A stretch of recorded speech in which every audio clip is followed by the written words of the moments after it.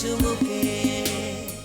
সুপ্রিয় দর্শক, আজ আমাদের মাঝে উপস্থিত রয়েছেন আইনজীবী ও সঙ্গীত শিল্পী মুন্সী আবুল কালাম আজাদ। শুভ সকাল স্যার, কেমন আছেন? শুভ সকাল, আলহামদুলিল্লাহ ভালো আছি। আচ্ছা স্যার, আপনি আইনজীবী পেশায় রয়েছেন, তার সাথে সাথে আপনি সঙ্গীত জগতেও রয়েছেন। সো আসলে কোনটা দিয়ে শুরু হয়েছিল এবং সঙ্গীত জগতে আসার পেছনের স্টোরিটা একটু জানতে চাই। সঙ্গীত জগতে আসার যে বিষয়টা, আসলে সঙ্গীত সৃজনশীল একটি জিনিস। ছোটবেলার থেকে সঙ্গীত ভালো লাগতো, ভালোবাসতাম। কখন কিভাবে হঠাৎ করে সুরটা আমার বেশি টানছে আর কি, সুরের মধ্যে জড়াই গেছি। তো অনুমান করে বলতে পারি মোটামুটি আমি প্রায় 1982 এরকম একটা সময় থেকে এই গান বাজনার সাথে আমি যুক্ত আছি। আচ্ছা। আর পেশা হলো আমার যেটা আমি আইন পেশায় আমি যোগদান করেছি, রাজশাহী অ্যাডভোকেট বার অ্যাসোসিয়েশনের সাথে আছি আমি সম্পৃক্ত। সেটা হচ্ছিল 1993 সাল থেকে আমি আছি আচ্ছা এই পেশায়। আচ্ছা, আপনি কোথায় রয়েছেন আইনজীবী হিসেবে? কোথায়? আমি মূলত রাজশাহী জজ কোর্টের অধীনে আমি অ্যাডভোকেট। বর্তমানে আমি দ্রুত বিচার ট্রাইব্যুনাল বিভাগীয় স্পেশাল কোর্ট যেটা, সেটার আমি স্পেশাল পিপি হিসেবে, পাবলিক প্রসিকিউটর হিসেবে আমি দায়িত্ব পালন করছি। আচ্ছা, যেহেতু আপনি সঙ্গীত এবং থিয়েটারে কাজ করেছেন এবং তার সাথে যুক্ত রয়েছেন, সেখানে কাজ করার অভিজ্ঞতা কেমন এবং সঙ্গীতের পথে আসার পরে এখন কি মনে হয় যে এই পথটা বেছে নেওয়াটা কতটুকু ভালো হয়েছে বা আসলে এটা প্রাপ্তির জায়গাটা কতটুকু? আসলে আমি খুব সঙ্গীত বলেন, থিয়েটার বলেন, তারপর আমি সাহিত্যের সাথেও যুক্ত ছিলাম এক সময়। পুঠিয়া সাহিত্য পরিষদে আমার কল্পন নামে একটা পত্রিকা, অনিয়মিত সাহিত্য পত্রিকা বের হতো। আচ্ছা। তো ওই সমস্ত জায়গায় একটু একটু করে আমার পদচারণা ছিল। এটা ভালোবাসার থেকে মূলত আমার এই সমস্ত চর্চা করা আর কি। তো তারপরে হয়ে ওঠে না ভালো করে, কারণ হচ্ছিল আমি তো বললাম যে একটা পেশায় আছি, সেই পেশা আর এই দুইটা বিপরীতমুখী একটা বিষয়। তো সেই কারণে তারপরে যে বললাম ভালো লাগা, যেহেতু এই ভালো লাগার টানেই এই গানের প্র্যাকটিসটা করি, অন্যান্যগুলি এখন আর ওইভাবে করতে পারি না। আচ্ছা বেশ স্যার, যেহেতু আমরা হারমোনি দেখতে পাচ্ছি আপনার কণ্ঠে, আসলে আমরা একটা গান শুনে নিতে চাই, তারপর আবার বাকি আলোচনা। গান করতে আমি মনে করছি আমরা যে অনেক রক্তের ত্যাগের বিনিময়ে আমাদের যে এই দেশের স্বাধীনতা, সেই সমস্ত শহীদদের উদ্দেশ্যে আমি আমার ছোট করে আমার লেখা, আমার সুর করা একটি গানের চেষ্টা করছি। শত শহীদের রক্তে রাঙানো এ দেশের স্বাধীনতা, সেই ইতিহাসে রক্ত দিয়ে লেখায় আছে কত কথা,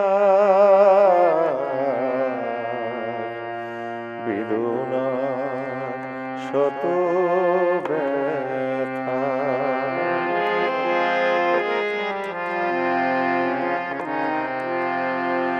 এই মাটিতে জন্মেছিলে, এই মাটিতে জীবন দিলে, তাই মনে আজ বেদনা ঝরায় তোমাদের স্মৃতি কথা,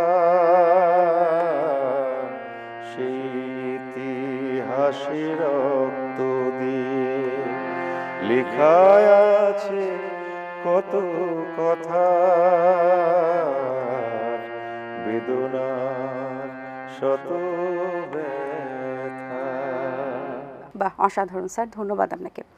স্যার, আপনার শিক্ষা জীবন কোথায় কেটেছে এবং গান শেখা হয়েছে কোথায়? আমার শিক্ষা জীবন কেটেছে, আমার বাড়ি বেসিক্যালি পুঠিয়া। তো পুঠিয়া পিএন পরেশ নারায়ণ উচ্চ বিদ্যালয় থেকে শুরু, তারপরে আমি নাটোর গভর্নমেন্ট কলেজে পড়েছি, দেন আমি কারমাইকেল বিশ্ববিদ্যালয়ে লেখাপড়া করেছি। আচ্ছা। যদিও আমার রাজশাহী বাড়ি, কিন্তু আমার ওই বোনরা ওখানে, আমার দুলাভাই ওই কলেজের টিচার ছিলেন, ফলে আমি আমার বোনের বাড়ি থেকে আমরা পড়াশোনা করেছি। আর সেখানেই রংপুর বেতারের ওস্তাদের কাছে প্রথমে আমার সঙ্গীতের তালিম নেয়া, ওস্তাদ খুরশিদ আনোয়ার, তারপরে রাজশাহী বেতারের ওস্তাদ শেখ বদিউজ্জামান, তারপরে এখনও আমি আমার যদি অনেক অনুজ, মানে বয়সে অনেক ছোট হলেও বিশ্ববিদ্যালয়ের টিচার, মিউজিকের টিচার আলমগীর পারভেজ সুমন, তার কাছে আমি একটু মাঝে মাঝে সময় পেলে বসি এবং তালিম নেওয়ার চেষ্টা করি। বা এবং আপনি বেতার শিল্পী সংস্থার সাথে যুক্ত আছেন, এই সংগঠনের কাজ সম্পর্কে একটু জানতে চাই। আমি রাজশাহী বেতার শিল্পী সংস্থার সভাপতি হিসেবে দায়িত্ব পালন করছি। মূলত শিল্পীদের নিয়ে এইটা কাজ। এই শিল্পী বলতে আমাদের রাজশাহী বেতারে যারা যন্ত্রী, মানে যারা প্রেজেন্টার, মানে উপস্থাপক, সবাই কিন্তু আমার সদস্য, শুধু সব শ্রেণীর শিল্পী। আচ্ছা। তো তাদের সুযোগ সুবিধা, তাদের সমস্ত কিছু মানে মানে এইটার বিষয়ে কাজ করা মূলত আমার শিল্পী সংস্থার কাজ। শিল্পীদের যে আপনার কি বলবো উন্নয়নের জন্য, শিল্পীদের বিকাশের জন্য, শিল্পীদের মানে যে আমাদের যে প্রোগ্রামগুলি হয় সেই সমস্ত প্রোগ্রামগুলি যেন সঠিকভাবে শিল্পীরা পায়, মানে সমস্ত দিকে। এবং অনেক দরিদ্র বা কিছু শিল্পী আছে আমাদের, তাদেরও আমরা কাজ করি।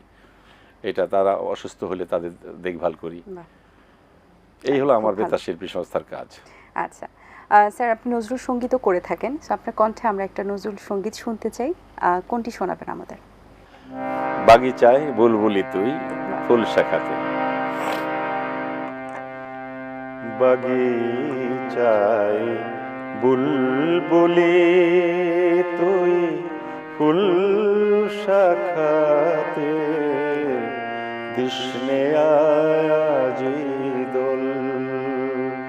বাগিচায় বুলবুলি তুই ফুল শাখাতে, দিশনে আজি দোল। আজো তার ফুলকলি দে ঘুম টুটেনি, তোমরাতে বিলোল।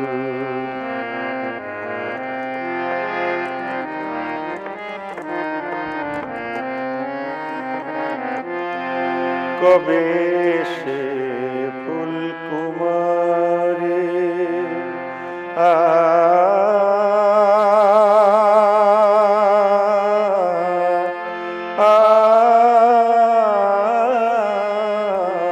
কবে সে ফুলকুমারে ঘুমটা চিরি আসবে বাহিরে। কবে সে ফুলকুমারে ঘুমটা চিরি আসবে বাহিরে। শিশিরের স্পর্শ সুখে ভাঙবে হাসি, রাঙবে রে কপল। বাগিচায় বুলবুলি তুই ফুল শাখাতে, দিশনে আজি দোল। বাহ, চমৎকার স্যার। আপনি যে গানটি শোনালেন আমাদের, এই গানটি সম্পর্কে কিন্তু অনেকের অনেক ধরনের কনসেপ্ট আছে, যে গানটি অনেকে আনন্দ মনে করে শোনেন, বাট আমরা আসলে যতটুকু জানি যে গানটি আসলে বিরহের গান। এই গানটি নিয়ে যদি একটু আমাদেরকে বলতেন। আসলে এটা তো হলো দৃষ্টিভঙ্গির ব্যাপার। এখন গান যে যেরকমভাবে শোনার চেষ্টা করে, তবে আমার কাছে এটা আনন্দের গান বলেই মনে হয় আর কি, বিরহের না। এখন আপনার যেভাবে আপনি জিনিসটাকে আপনার নেবেন আর কি, সেটা সেইভাবেই নেওয়া যায় আর কি। নজরুল এমন একটা কবি যে সমস্ত মানে মানে কবির প্রতিভা স্পর্শে বাংলা সাহিত্য বিশ্ব সাহিত্যের দরবারে স্থান পেয়েছে। নজরুল ইসলাম তাদের অন্যতম, এবং তার গান বিশেষ করে মানে সাহিত্য সৃষ্টিতে তার গান, নজরুলের গানের সমকক্ষ এরকম অনেক কবি শিল্পীর নাই। তো সেই কারণে নজরুলের গানগুলির যে বাণী এবং সুর, সেগুলির ব্যাপক মানে অর্থের ব্যাপকতা অনেক প্রচুর। আসলে গভীর। জি। আচ্ছা, থিয়েটার এবং গান নিয়ে তো কাজ করছেনই, পাশাপাশি আর কি ধরনের পরিকল্পনা রয়েছে? পরিকল্পনা আসলে বিশেষ করে যারা শিল্প চর্চা করে আমাদের দেশে, এদের দীর্ঘদিন পরিশ্রম করে একটা শিল্পী তৈরি হয়, হুম, কিন্তু রাষ্ট্রীয়ভাবে এদের পৃষ্ঠপোষকতা সেই ধরনের দেখা যায় না। কোনো সরকারের সময়ে এটা সেইভাবে হয় না। তো সেই কারণে আমরা বিশেষ করে বাংলাদেশের মানুষ, আপনি জানেন যে আমরা সাংস্কৃতিক মনা মানুষ। জি, তো আমাদের শিল্প সাহিত্য যদি একটা জাতির নিজস্ব স্বকীয়তা না থাকে, হুম, তো হুম। সেই জাতি উন্নত জাতি হতে পারে না। তো সেই কারণে আমরা শিল্পীদের নিয়ে, শিল্পীদের জীবন মান উন্নয়ন হয় যাতে, সেই কারণে আমার পরিকল্পনা আছে ভবিষ্যতে তাদের জন্য কিছু কাজ করার। আচ্ছা, বেশ। রাজশাহীতে থিয়েটার নিয়ে কাজ কেমন চলছে বা চর্চা কতটুকু করা হচ্ছে? থিয়েটারের যারা আছে কাজ করে ওরা, আমাদের রাজশাহী থিয়েটার আছে আমাদের, বিশেষ করে আমাদের তো রেডিও শিল্পী নিয়ে কাজ। তবে থিয়েটারের কাজকর্ম যেটা আগে ব্যাপক বেশি ছিল আর কি, পটিয়া বলেন, চারঘাট, বাঘা, রাজশাহী, সেটার আগের মতো আসলে আমি মোরহবার বলতে চাচ্ছি, বাংলাদেশে যেমন সিনেমা শিল্পটা অনেকটা হয়েছে হুম, হুম, গেছে, হুম, হুম, বিশেষ করে এই যে ডিজিটাল ডিভাইসের কারণে কিন্তু হুম। আমাদের এই বিষয়গুলি আগের মতো আর চর্চা হয় না, চর্চাটা আসলে কমে গেছে, কমে সবাই গেছে। আসলে ডিজিটাল ওয়েতে এবং এত বেশি স্মার্ট ওয়েতে, স্মার্ট ফর্মে ইনক্লুড হয়েছে যে আসলে সেই চর্চাটা বা সেই আমেজটা এখন আমরা আসলে দেখতে দেখতে পাই না। পাই না, ডে বাই ডে সেটা আসলে বিলীন হয়ে বিলীন যাচ্ছে হচ্ছে। কিছুটা। তো এইটা রাইট। এইটার কারণে আমার মনে হয় তারপরেও যারা এটা এটা কিন্তু শিল্পী কিন্তু অনেক প্রচুর তৈরি হচ্ছেন এবং সংস্কৃতি চর্চাটা যতটুকু শিল্পীর জায়গা থেকে শিল্পীরা চেষ্টা করছেন কিন্তু করার, এটা একটা গুড সাইড আসলে। যেমন ধরেন একটা আমরা যেটা বলি যে ওই যে একটা কিসের কি করি, একটা নতুন করি, নতুন করে। নতুন করি যে অনুষ্ঠানটা, এইটা দিয়ে এই অনুষ্ঠানটা খুব ভালো অনুষ্ঠান ছিল। হুম, তো এটা মাঝখানে দীর্ঘ 17 বছর এটা বন্ধ ছিল, তো আবার এটা চালু হয়েছে। তো এটা হলে হয় কি, আমরা ছোটবেলার থেকে আমরা ট্যালেন্টগুলি আমরা হান্ট করতে পারি। রাইট। তো ফলে এখানে একটা প্রতিভা আমরা রাষ্ট্রীয় পর্যায়ে আমরা তৈরি করতে পারি। তো হুম, হুম। এইগুলি ওই যে আমি যেটা বললাম, রাষ্ট্রীয় পৃষ্ঠপোষকতার দরকার। জি, এটা শুরু হলে পরে আমরা হয়তো ভবিষ্যতে আরো উন্নত আরো এগিয়ে যেতে পারবো যেতে আসলে পারবো। আমাদের সংস্কৃতি নিয়ে। স্যার, আপনার কণ্ঠে আমরা এবার একটা আধুনিক গান শুনতে চাই, কোন গানটি শোনাবেন আমাদের? আমার লেখা সুর করা অনেক গান আছে, তো আমার প্রয়াত ওস্তাদ যিনি শেখ বদিউজ্জামান, ওনার সুর করা এই গানটি আমি গাচ্ছি। জি, জি।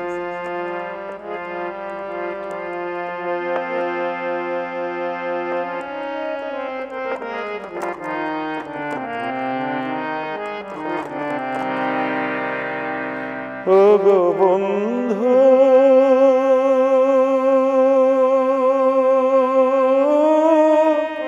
বন্ধু,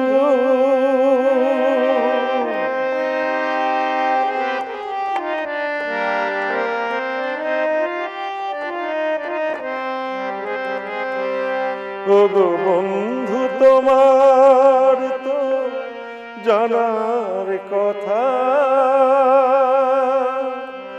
ও গো বন্ধু, তোমার তো জানার কথা, কেন মন আজ আর কিছু চায় না, কেন মন আজ আর গান গায় না, ও গো বন্ধু, তোমার তো জানার কথা।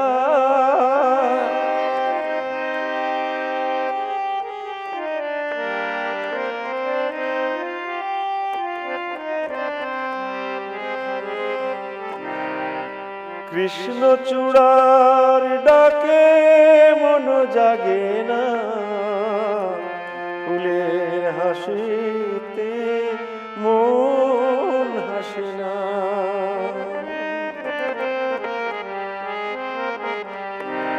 কৃষ্ণ চূড়ার ডাকে মন জাগে না, ফুলের হাসিতে মন হাসে না, কেন মন আজ আর কিছু চায় না, কেন মন জীবন জীবনের গান গায় না। ও গো বন্ধু তোমার তো জানার কথা। বাহ! অসংখ্য ধন্যবাদ স্যার আপনাকে। সুন্দর কিছু গান শুনিয়েছেন। অনেক শুভকামনা রইল আপনার জন্য। ভালো থাকবেন সবসময়। আপনারা ভালো থাকবেন এবং যারা দর্শক শ্রোতা আমাদের সঙ্গে ছিলেন তাদেরকে অভিনন্দন ধন্যবাদ জানাই, এবং যারা আমাকে আমন্ত্রণ করেছেন তাদের আমি কৃতজ্ঞতা জানাই, এবং যারা আমাদের পেছনে আছেন, যারা ক্যামেরা এবং অন্যান্য যারা আমাদের কলাকুশলী আছেন, সবাইকে আমি আন্তরিক কৃতজ্ঞতা জানাই। ধন্যবাদ। দর্শক, আশা করছি আজকের আয়োজন আপনাদের ভালো লেগেছে। আজ এই পর্যন্তই। দেখা হবে আগামী পর্বে নতুন কারো সঙ্গে। সেই পর্যন্ত ভালো থাকুন, সুস্থ থাকুন এবং এটিএন বাংলার সাথেই থাকুন। আল্লাহ হাফেজ। দিন আসে দিন যায়, সময়টা চলে যায়, তবু আছি এই বেশ ভালো। জীবনটা রঙময়, যেভাবেই হওয়া চাই, নয় কভু সাদা কালো। এই আশাতে স্বপ্ন ভাসে, সুখ হাসে চোখে মুখে, চায়ের চুমুকে।